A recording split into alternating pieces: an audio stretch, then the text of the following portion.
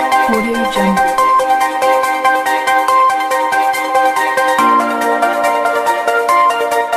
करमपुर बसा करमपुर थाने के अध्यक्ष शेरगढ़ वाले इलाके में रात देर सां ॻोठ मोहम्मद हाशिम मीराणी वासी पीरबख्श मीराणी के घर मथा नामालूम हथियारबंदन की का सीधी फायरिंग गोलियों लगन सबब मुस्मात कोड़ी खातूं ऐं नौजवान गुलबार मीराणी जख्मी थी पिया।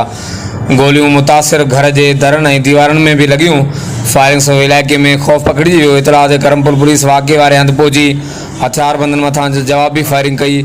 हथियारबंद कच्चे तरफ फरार थी विया।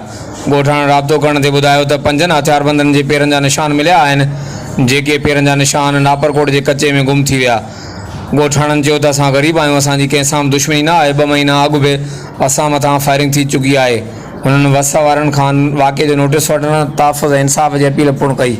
हर वक़्तु आगाह लाइ ॾिसंदा रहो JTN वेब न्यूज़ करमपुर।